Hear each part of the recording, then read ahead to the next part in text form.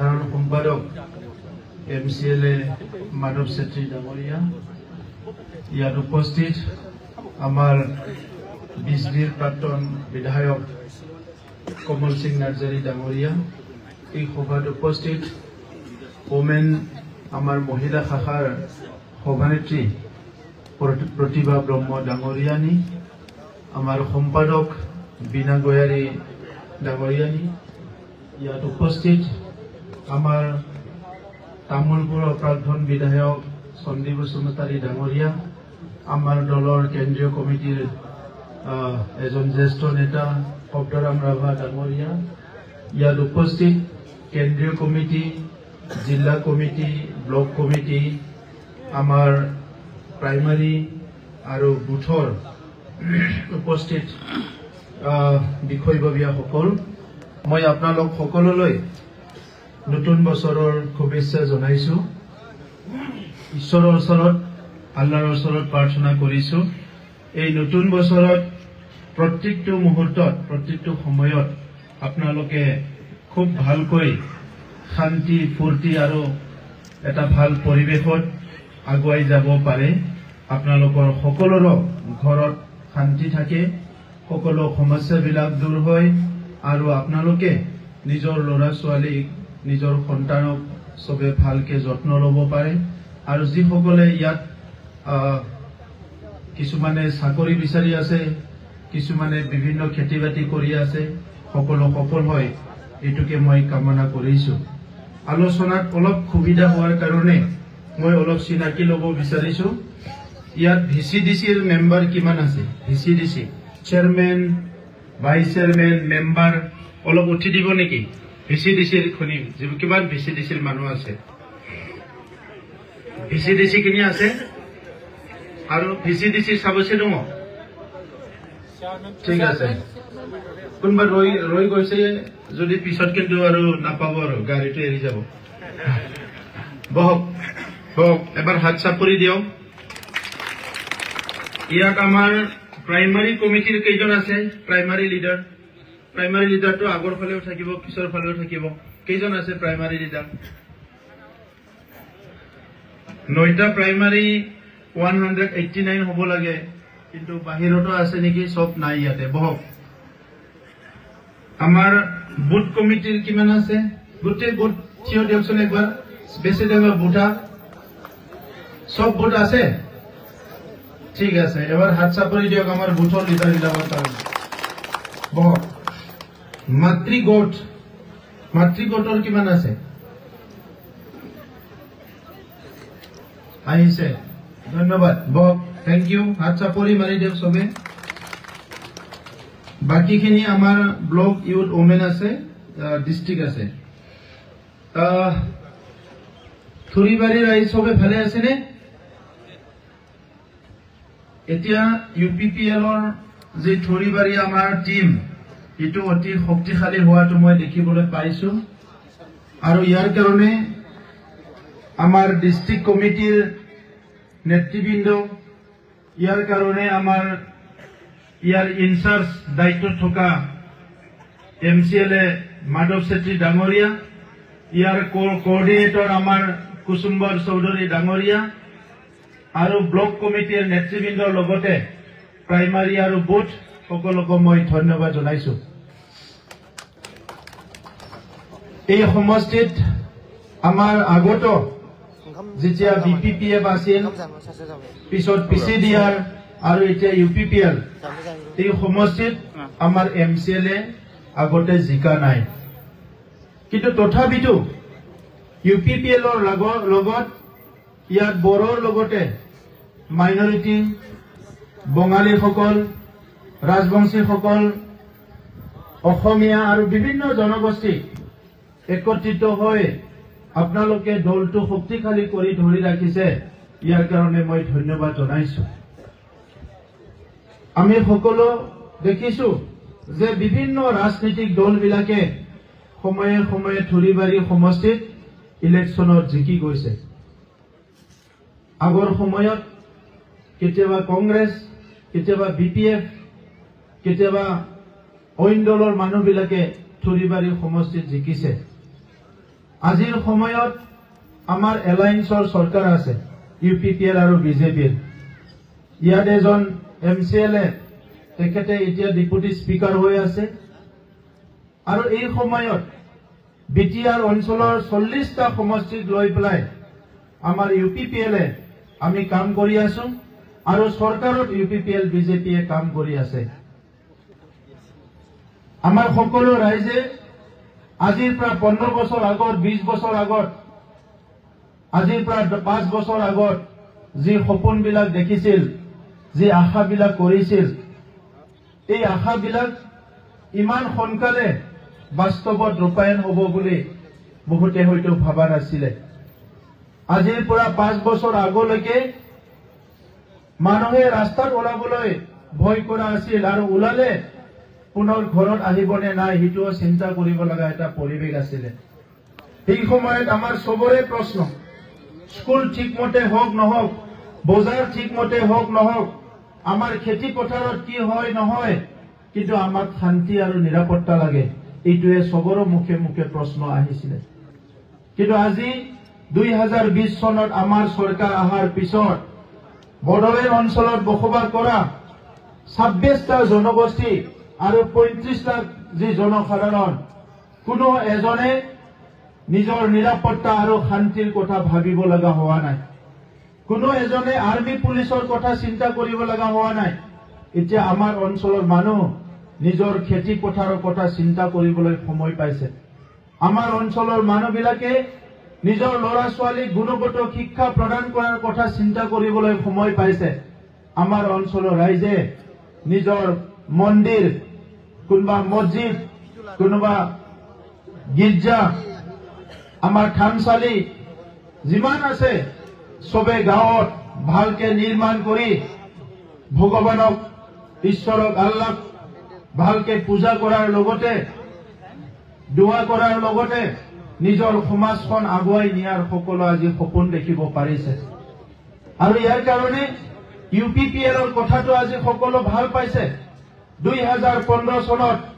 আমাৰ বৰ্তমানৰ অসমৰ মন্ত্ৰী UG ব্ৰহ্ম ডাঙৰীয়াই UPPL দলটো গঠন কৰিছিল আৰু এই সময়ত তেখেতে এটা অংগীকাৰ লৈছিলে সংকল্প লৈছিলে যে BTR অঞ্চলত শান্তি প্ৰতিষ্ঠা কৰিম সকলো ৰাইজক নিৰাপত্তা প্ৰদান কৰিম সকলো গণতান্ত্ৰিক অধিকাৰ ইলেকশ্যন আহিলে মুক্ত মনেৰে ভোট দিব পাৰিব ভাল বেয়া কথাবিলাক মুক্ত মনেৰে ক'ব পাৰিব তেনেকুৱা এটা গণতান্ত্ৰিক পৰিৱেশ সৃষ্টি কৰাৰ কাৰণে লগতে সমন্বয় বিভিন্ন জাতি জনগোষ্ঠী বসবাস কৰা এই বড়োলেণ্ড অঞ্চলত এটা সমন্বয় গঢ়াৰ কাৰণে তেখেতে চিন্তা কৰিছিল আৰু আজি 2020 চনত শান্তি চুক্তি হৈ যোৱাৰ পিছত আৰু আমাৰ চৰকাৰ অহাৰ পিছত UG ব্ৰহ্ম ডাঙৰীয়াৰ 2015 চনত দেখা সপোন আজি বাস্তৱত ৰূপায়ণ হৈছে এই বাস্তৱত ৰূপায়ণ কৰাৰ কাৰণে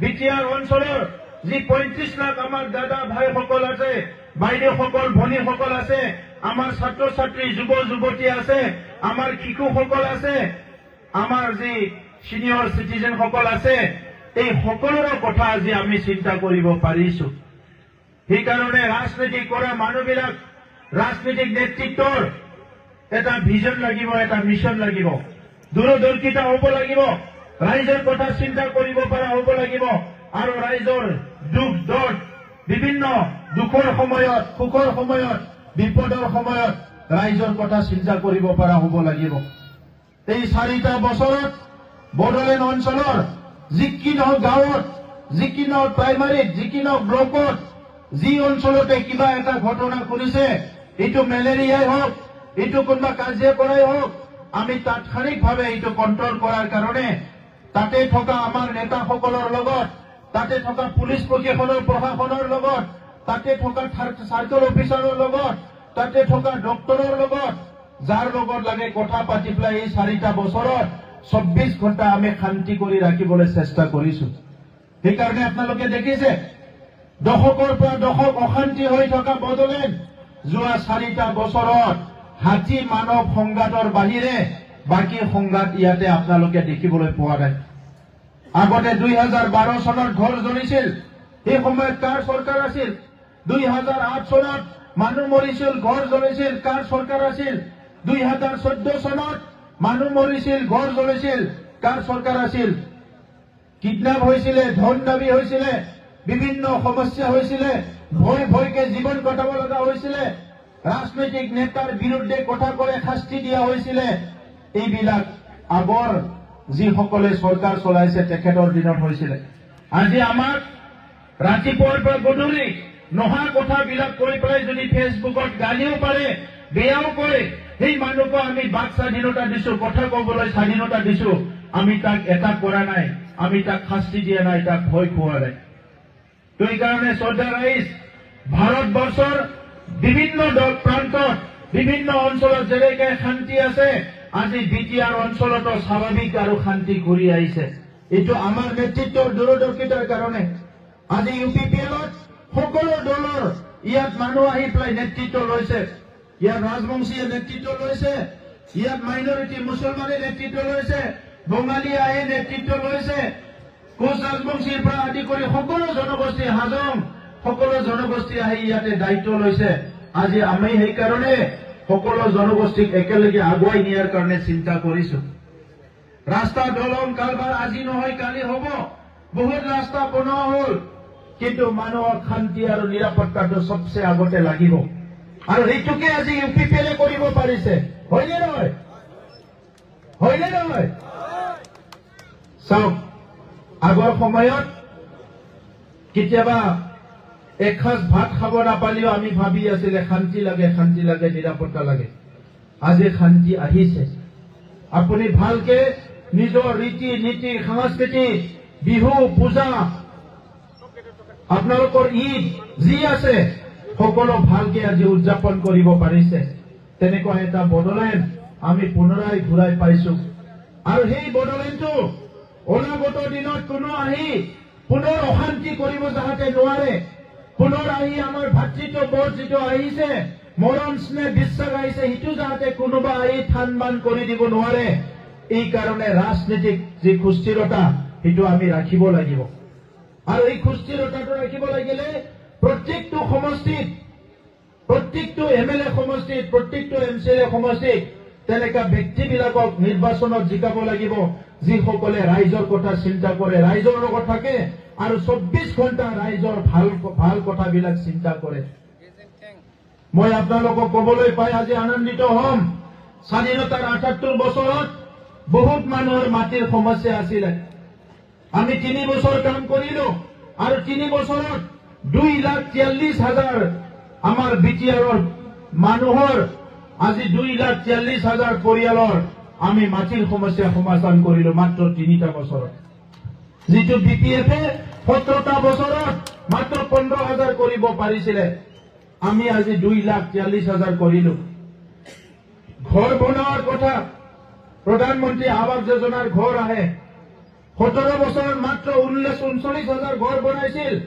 আৰু আজি আমি 4টা বছৰ হল, এই 3টা বছৰ কাম কৰি প্ৰায় 3 লাখ মানুহৰ প্ৰধানমন্ত্ৰী আৱাস যোজনাৰ ঘৰ নিৰ্মাণ কৰা হৈ গল। ৰেচন কাৰ্ড আমি ইতিমধ্যে ৰেচন কাৰ্ড দিয়াৰ কামটো এতিয়াও কণ্টিনিউ কৰি আছো, যাতে প্ৰত্যেকজন মানুহে ৰেচন কাৰ্ড পায়। ভাৰতৰ প্ৰধানমন্ত্ৰী ডাঙৰীয়াই দুখীয়া গৰীব মানুহৰ কথাটো চিন্তা কৰি তেখেতে সেই সময়ত সবে যাতে চিকিৎসা কৰিব পাৰে, ইয়াৰ কাৰণে যিটো নেকি আয়ুষ্মান কাৰ্ড তেখেতে প্ৰদান কৰিছিল। আজি অসমত প্ৰধানমন্ত্ৰী ডাঙৰীয়াৰ সেই একে চিন্তাৰে আমাৰ অসমৰ মুখ্যমন্ত্ৰী ডাঙৰীয়াও আয়ুষ্মান কাৰ্ড প্ৰদান কৰিছে। যিসকলে ৰেচন কাৰ্ড পাব, এই প্ৰত্যেকজন ব্যক্তিয়ে 5 লাখ পৰ্যন্ত বেমাৰ হলে সেই ৰেচন কাৰ্ডেদি, সেই আয়ুষ্মান কাৰ্ড য'ত আছে সেইটো দি আপুনি চিকিৎসা কৰিব পাৰিব।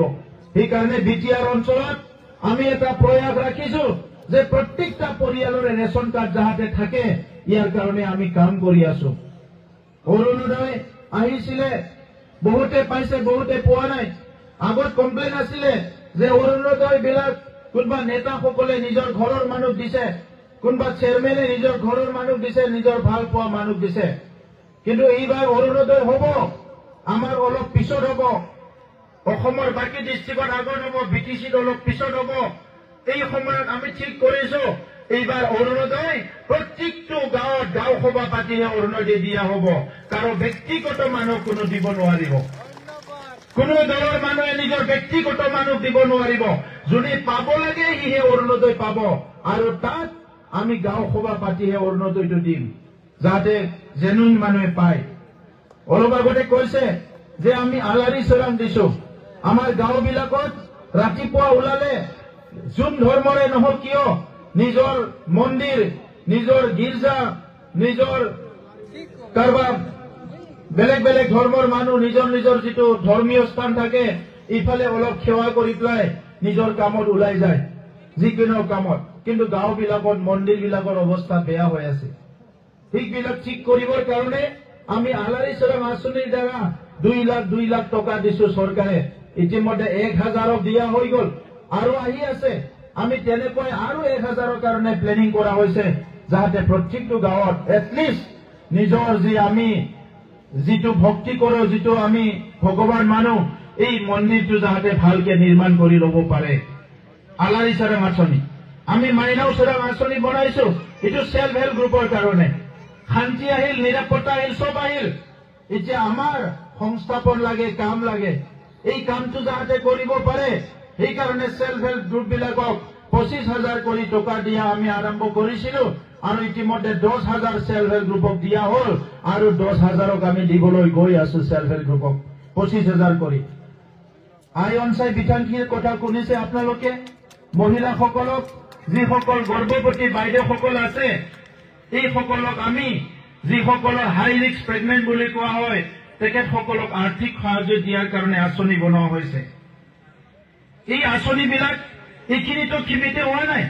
আজি আমাৰ ল'ৰা ছোৱালীক শিক্ষা গ্ৰহণ কৰাত বহুত অসুবিধা হৈছে। 20-25 বছৰ স্কুলবিলাক চোৱা নাছিল। আজি আমাৰ দিনত আমি প্ৰায় 1400 স্কুল ৰিপেয়াৰিং কৰিলো, যাতে বৰষুণ পৰা স্কুলত বহি আমাৰ ছাত্ৰ ছাত্ৰী ক্লাছ কৰিব লগা নহয়। এই কাৰণে 1400 স্কুল আমি ৰিপেয়াৰিং কৰিলো, আৰু 200তকৈ অধিক স্কুল আমি নিৰ্মাণ কৰিলো। আপোনালোকে শুনিছে প্ৰায় 7,000-8,000 মান আমি চাকৰি দিলো। এই চাকৰি দিয়াৰ সময়ত কোনো মানুহে ঘুষ দিব লগা হোৱা নাই। ইয়াত মাষ্টৰৰ চাকৰি 99ৰ চাকৰিটো আগৰ চৰকাৰে ঘূৰাই আছিলে, টকা পইচা খাই পেলাই মানুহবিলাক ঠগাই আছিলে, কিন্তু তেখেতসকলক আমি চাকৰি দিলো। টেট পাছ কৰি যিসকলে আছে তেখেতসকলক চাকৰি দিছো। যিসকলৰ বাকী আছে এইসকলকো অতি শীঘ্ৰে আমি দিব বিচাৰিছো। বহুতৰ কন্ট্ৰেকচুৱেল চাকৰিবিলাক ৰেগুলাৰ হৈ গ'ল, প্ৰমোচনো পাই গ'ল। BTC অঞ্চলত আজি যিসকলে চাকৰি কৰি আছে তেখেতসকলৰ কোনো অসুবিধা নোহোৱাৰ কাৰণে আমি বিভিন্ন নতুন নতুন আঁচনি আনিছো, যাতে চিষ্টেমটো ঠিক কৰি দিব পৰা যায়। গাঁওবিলাকত হাজাৰ হাজাৰ কালভাৰ বনোৱা হ'ল। খেতি পথাৰত ট্ৰেক্টৰ নিব নোৱাৰে, খেতি পথাৰত যাবলৈ দিগদাৰ হয়, ৰাস্তাত ইটা আনিব নোৱাৰে, বালি আনিব নোৱাৰে। বহুত জাগাবিলাকত কালভাৰ বনোৱা হৈ গ'ল। থুৰিবাৰী সমষ্টিত বহুত বাকী আছে। ইতিমধ্যে আমি প্ৰত্যেকটা সমষ্টিতে এই সমস্যাবিলাক লিষ্ট কৰি আছো। থুৰিবাৰীৰো আমি কালভাৰ ক'ত লাগে, দলং ক'ত লাগে, ৰাস্তা ক'ত লাগে, ইয়াৰ কাৰণে লিষ্ট বিচাৰিছো। আপোনালোকে যেতিয়া লিষ্টটো দিব, পৰ্যায়ক্ৰমে আমি এই কামটো কৰি যাম।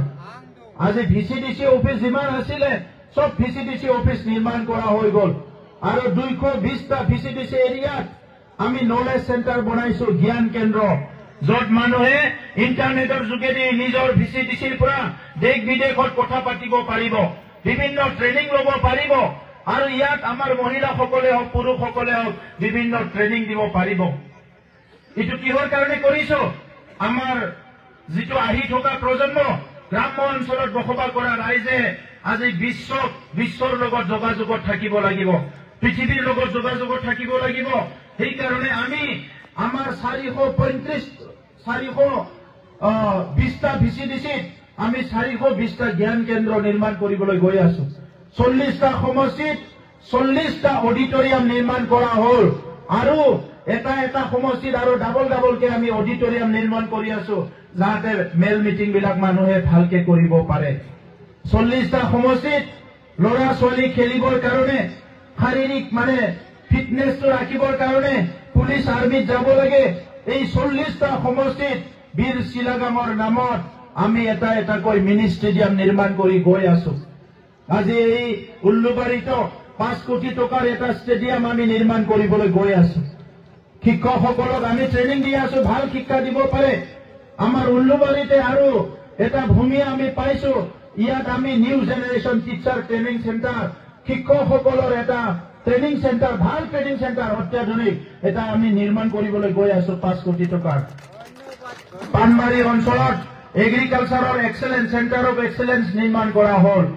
আজি চুৰিবাৰী সমষ্টিত ইতিমধ্যে মই কৈছো, আমাৰ চেত্ৰী ডাঙৰীয়া ব্লক কমিটি সকলো মিলি পেলাই কোঅৰ্ডিনেটৰ ইয়াত চোৱা হৈছে যে চুৰিবাৰী সমষ্টিত কি অনুষ্ঠানৰ দৰকাৰ আছে, সেই অনুষ্ঠানটো আমি পিছত গঠন কৰাৰ কাৰণে কাম কৰি যাম। তো গতিকে শ্ৰদ্ধা ৰাইজ, আজি পৰিৱৰ্তন আহিছে। আমি 4 বছৰ আগত পৰিৱৰ্তন দৰকাৰ UPPL চৰকাৰ বুলি শ্লোগান দিছিলো। আজি BPFৰ কথা কবলৈ একো নাই। আমাক ব্যক্তিগত আক্ৰমণ কৰে, কেতিয়াবা ফটো দিয়ে, দলং ভাঙা ফটো দি পেলাই সিদিনা দিছে, মোক চেণ্ডেল মালা আলাই দিছে আৰু ভাঙা দলঙৰ ফটো এটা দিছে। UPPLৰ দিনত কোনো দলং ভাঙিবলৈ সময় হোৱা নাই। এই ভাঙা দলংটো BPFৰ সময়ত আধা আধা কৰি যোৱা বিল্ডিং আছে, আধা আধা বনাই যোৱা, পইচা খাই যোৱা বহুত ব্ৰিজ পৰি আছে। এই ব্ৰিজবিলাক আমিহে নিৰ্মাণ কৰিছো। গৰীব মানুহৰ ঘৰবিলাক আধা আধা কৰি থৈ পেলাই পইচা খাই গুচি গৈছিলে, এই ঘৰবিলাক আমি নিৰ্মাণ কৰি দিছো। তেখেতসকলৰ পাপটো আজি আমিহে মুচি আছো। তেখেতসকলে যিবিলাক গণ্ডগোলটো কৰি থৈ গল, এইটো আমি শান্তি কৰিছো। কাৰণ তেখেতসকলে এই 35 লাখ জনসাধাৰণক নিজৰ বুলি নাভাবে, নিজৰ মা দেউতা বুলি নাভাবে, আপোনালোকক তেখেতসকলে ভোটাৰ বুলি ভাবে। এই কাৰণে ইলেকশ্যন আহিলে কিছুমান নেতাবিলাকক কিনি অলপ চলপ পইচা দি আগতে দাদাগিৰি কৰি ভোট লৈ পেলাই চৰকাৰ কৰিছিলে। এতিয়া শান্তি অহাৰ লগে লগে চবেই যিহেতু নিজৰ বিবেক ভোট দিবলৈ সুযোগ পাইছে, এতিয়া BPF এটাও সমষ্টি আৰু জিকিব নোৱাৰিব। কাৰণ মানুহে আগতে বিবেক ভোট দিবই পৰা নাছিলে, অশান্তি আছিল, ভয় আছিল, দাবী ধমকি দি টকা পইচাৰ প্ৰলোভন দি ভোট নিছিলে। যেতিয়া শান্তি আহিল, নিজৰ বিবেকেৰে ভোট দিবলৈ পৰিৱেশ আহিল বড়োলেণ্ডত, এতিয়া ক'ত BPF জিকিব? MLA জিকা নাই, MP জিকা নাই। তেখেতসকলে কৈছিলে এইবাৰ MP জিকিব, UPPLক হাতাও কৰিব নোৱাৰিলে। MLA জিকিব, UPPLক হাতাও কৰিব নোৱাৰিলে। আমি চৰকাৰ গঠন কৰাৰ পিছত প্ৰত্যেক দিনে চৰকাৰ ভাঙিব বিচাৰে। আজি 4 বছৰ হৈ গল, চৰকাৰ ভাঙিব নোৱাৰিলে। আৰু আমি প্ৰত্যেকটো নিৰ্বাচন জিকি আছো। এতিয়া ইহঁতে কৈছে যে UPPLটোতো হাতাব নোৱাৰে। সিদিনা আগ্ৰামা ডাঙৰীয়াই কৈছে যে প্ৰমোদ বড়ো হাতাও, BTC বাঁচাও। যি প্ৰমোদ বড়ো আহি এতিয়া মানুহক মই সেৱা কৰিছো, তেখেতে দাদাগিৰি কৰিছিলে, ভয় খুৱাইছিলে, সেই সময়ত হিংসা হৈছিলে। মই মানুহক মৰম কৰিছো, মাটিৰ পাত্তা দিছো, স্কুল ঠিক কৰিছো, ল'ৰা ছোৱালী দিল্লীত লৈ যাই পেলাই পঢ়াইছো, IAS অফিচাৰ, ডক্টৰ, ইঞ্জিনিয়াৰ কৰিবলৈ বিচাৰিছো, মাতৃসকলক সহায় কৰিছো, সেল্ফ হেল্প গোটৰ পৰা আদি কৰি যিবিলাক খেতি বাতি কৰিছে, আজি গৰু ছাগলী পালন কৰা চবকো হেল্প কৰিছো, ট্ৰেইনিং দিছো। তেখেতে মোক হাতাও কৈছে, মই ভালে পাইছো। তেখেতে মোৰ লগত লাগক, মোক অকলে টাৰ্গেট কৰক। মোৰ টাৰ্গেট হাগামা নহয়, মোৰ টাৰ্গেটটো BTRত 35 লাখ জনসাধাৰণক উন্নয়ন কৰাটোহে মোৰ টাৰ্গেট। বহুতে কৈ আছে যে BTC দখল কৰিব লাগে, BTC দখল কৰিব লাগে। বহুত দলে কৈ এইবাৰ আমি BTC দখল কৰিম। UPPLে BTC দখল কৰাটো টাৰ্গেট নহয়। UPPLৰ টাৰ্গেট BTC অঞ্চলৰ ৰাইজক সেৱা কৰা, মৰম কৰা, সন্মান কৰা, আগুৱাই লৈ যোৱাটোহে আমাৰ টাৰ্গেট। গতিকে শ্ৰদ্ধা ৰাইজ, আমাক আৰু দখলদাৰী নালাগে। কোনোবা সেৱা কৰা মানুহে লাগে, কাম কৰা মানুহ লাগে। ইয়াত আৰু কোনোবা আহি পেলাই ধৰ্মৰ নামত মানুহ ভাগাব। এটা সময়ত বড়ো অনাবড়ো কৰি ৰাখিছিলে, লাভটো কাৰ হল? বড়ো অনাবড়ো কৰি কোনোবা MP জিকি গল, ইয়াৰ বাহিৰে কাৰ লাভ হল? কোনোবা এক টুকুৰা আৰু এক কঠা মাটি দিব পাৰিছে? আজি মাটি সেটেল কৰাৰ কাৰণে, লেণ্ড সেটেলমেন্টৰ কাৰণে আজি আপোনালোকে এটা সময়ত যদি 1 বিঘা মাটি যদি 5 লাখত কিনিছিল, সেই মাটি সেটেলমেন্ট কৰাৰ কাৰণে আপুনি 5 লাখ টকা দিয়া হৈছিলে। আজি 1 বিঘা মাটি যদি 5 লাখত কিনে, সেই মাটি সেটেলমেন্ট কৰিবলৈ মাত্ৰ 1000 টকা দিব লাগে আমাৰ দিনত। আপুনি মাটিৰ বিভিন্ন কাম কাজ দেউতাৰ পৰা ল'ৰাৰ নামত আনিব লাগে, কাৰোবাৰ নামজাৰি কৰিব লাগে, বিভিন্ন কাম কৰিব লাগে, নাম কাৰেকশ্যন কৰিব লাগে। আপুনি অফিসত, মণ্ডল অফিসত যোৱাৰ দৰকাৰ নাই।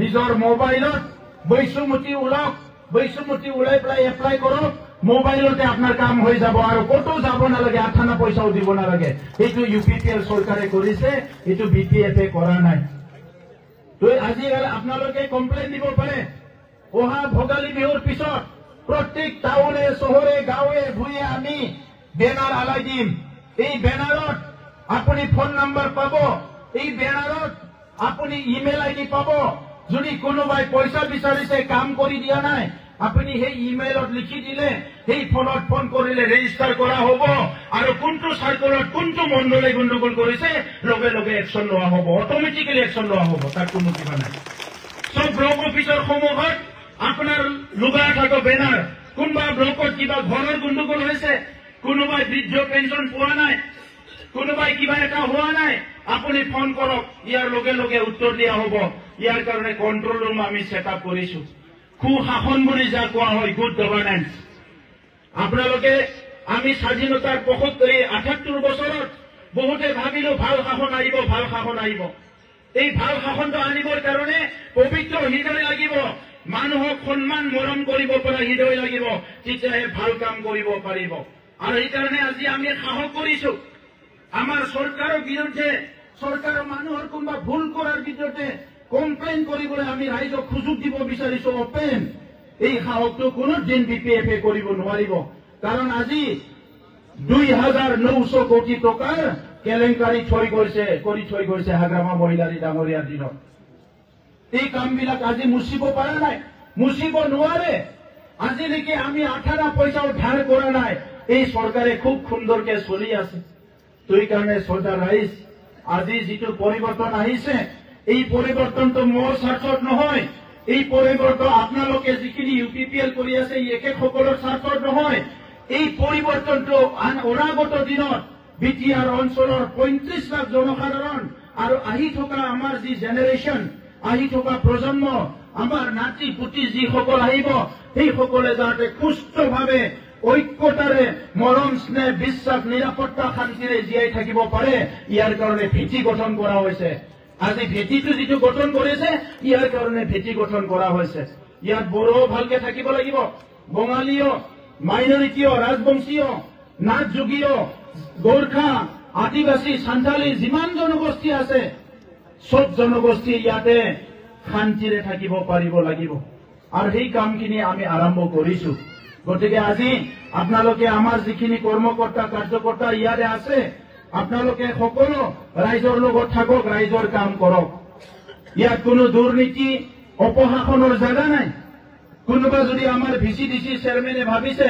যে মই ঘৰ দিয়াৰ নামত পইচা লম এই পইচাটো ভাল নহব আপনি পইচা নলব গৰীব মানুহক অলপ সহায় কৰি দিয়াটো ঈশ্বৰে আপোনাক সদায় আল্লাহ আপোনাক সদায় আপোনাৰ আশীৰ্বাদ দিব সেইকাৰণে মই কৈছো যে ঘৰৰ পইচা লব নালাগে অৰুণোদয়ৰ কোনোবা পইচা দিয়াৰ ফৰ্ম দিব ফৰ্ম ফিল আপ কৰাৰ নামত কোনোবা পইচা বিচাৰিছো পইচা লব নালাগে আপুনি সহায় কৰি দিয়ক এনেও আপুনি এই অৰুণোদয়ৰ 100 টকাটো টাৰ্গেট কৰি একো লাভ নাই আপুনি কষ্ট কৰি খাই আছে নিজে খেতি বাতি কৰিছে কাম কৰিছে ভাল খাইছে আপুনি শান্তি পাইছে ইয়াকে আৰু বেলেগ কাম কৰিবৰ কাৰণে আমি আপোনাক যি পাৰো সহায় কৰি আছো অৰ্থনৈতিকভাৱে আগবাঢ়ি যাব লাগিব আমি যি 420টা ভিচিডিসিত 420টা ফাৰ্ম মেচিনাৰী বেংক কৰিবলৈ গৈ আছো কাৰণ আজিকালি মানুহে কোনো নাঙলেদি হাল নামাৰে সেইকাৰণে কি লাগিব ট্ৰেক্টৰ লাগিব আমাক হাৰভেষ্টাৰ লাগিব ধান কাটাৰ কাৰণে ধান মাৰাৰ কাৰণে ধান ৰোৱাৰ কাৰণে সব মেচিন ওলাইছে আৰু সেই মেচিনবিলাক নেক্সট আহি থকা 3 বছৰত প্ৰত্যেকটো ভিচিডিসিত আমি তেনেকুৱা এটা ফাৰ্ম মেচিনাৰী বেংক বনাবলৈ গৈ আছো যাতে ৰাইজে ইয়াৰ পৰা ট্ৰেক্টৰ লৈ যায় হাল মাৰি পেলাই আকৌ ট্ৰেক্টৰটো কম পইচাতে তেলৰ খৰচ আৰু অলপ ড্ৰাইভাৰৰ খৰচ দি পেলাই নিজে চলাই ল'ব পাৰে